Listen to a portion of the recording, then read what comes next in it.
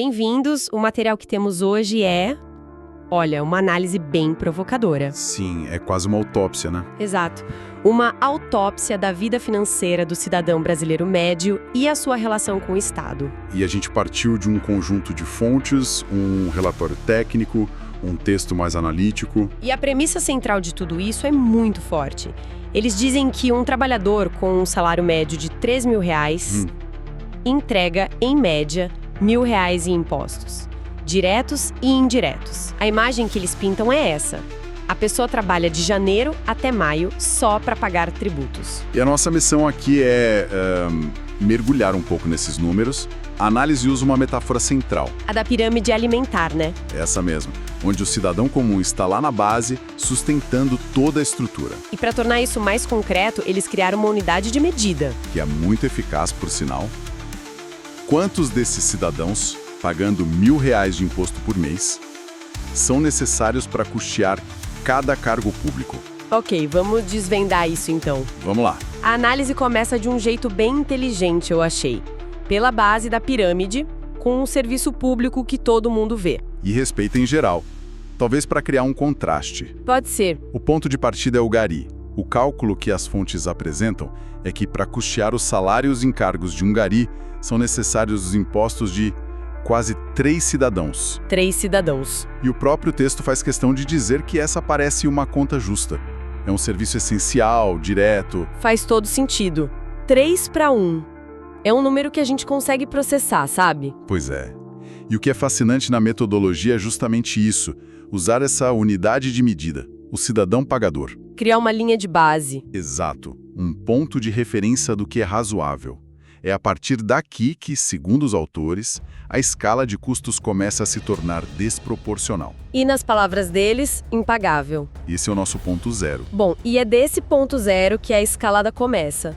O próximo degrau já nos leva para a esfera política, no nível municipal. É aqui que a coisa começa a mudar de figura. E como, né? O primeiro cargo analisado é o de vereador.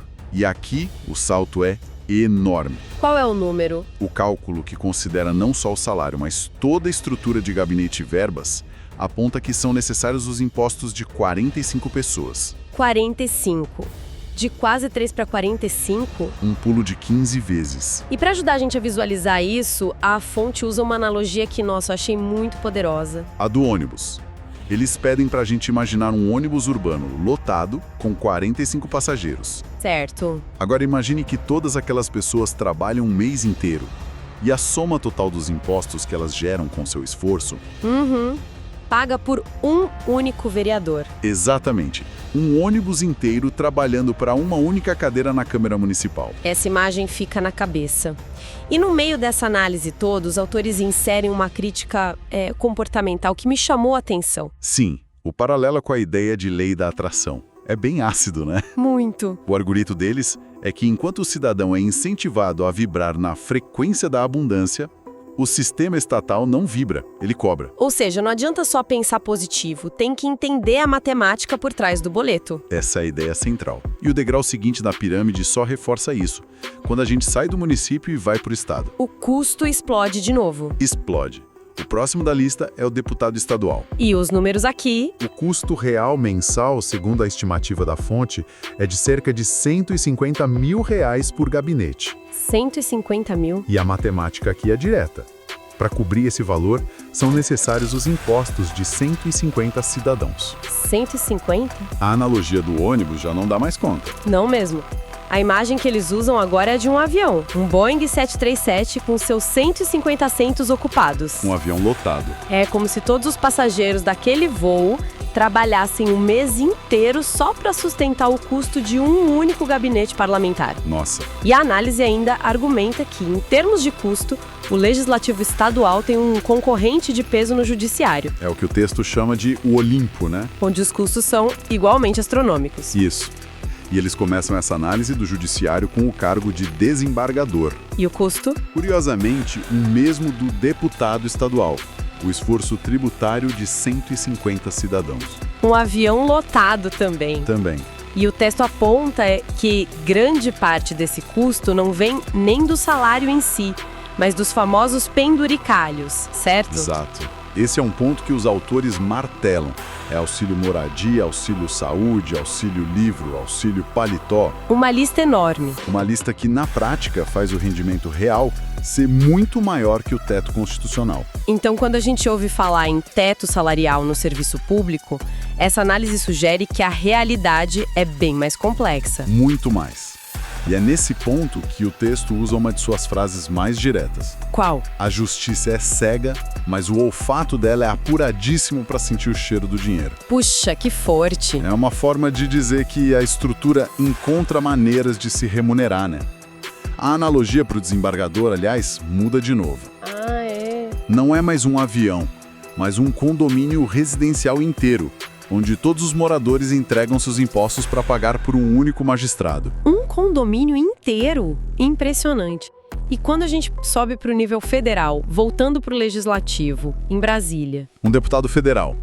Aqui os números continuam a sua trajetória ascendente. Para quanto vai? O cálculo apresentado aponta para a necessidade de 220 cidadãos pagando impostos para manter um único parlamentar federal. 220. E esse custo, de novo, engloba tudo, né? Tudo. Esse é um ponto crucial da análise. Inclui a verba de gabinete, que permite contratar até 25 assessores, auxílio moradia, a cota parlamentar, passagens, combustível, divulgação. A fonte argumenta que é toda essa máquina ao redor do cargo que gera o custo. O salário é só a ponta do iceberg. E a imagem para esses 220 cidadãos? A imagem que nos é proposta é a de 2 quarteirões inteiros de um bairro. 2 quarteirões. Sim. Todos os moradores daquelas casas trabalhando o mês todo só para manter a estrutura de um único gabinete em Brasília. A cada degrau que a gente sobe, a visualização fica mais estarrecedora. E ainda não chegamos ao topo. No judiciário, por exemplo, temos o ministro do STF. E aqui o número... Aqui, o número apresentado no material é talvez um dos mais chocantes.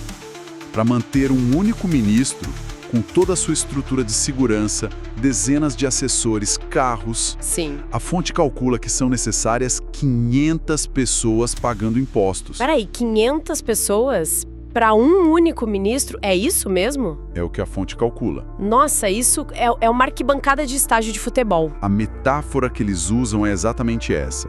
Uma arquibancada cheia. 500 pessoas que trabalharam o mês todo e a totalidade dos impostos gerados por elas vai para custear uma única cadeira no Supremo. É um volume de recursos que é até difícil de compreender. E depois disso tudo, imagino que chegamos ao topo absoluto da pirâmide? Chegamos.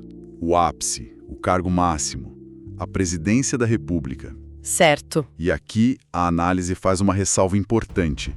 Eles separam a pessoa da estrutura. Independentemente de quem ocupa o cargo, a máquina operacional tem um custo fixo altíssimo. Entendi. E qual é o custo estimado dessa estrutura? A fonte estima um custo operacional mensal de cerca de 6 milhões de reais. 6 milhões? Isso inclui viagens, segurança, manutenção dos palácios, a estrutura de comunicação, os milhares de funcionários. E traduzindo isso para nossa métrica principal, a do cidadão pagador.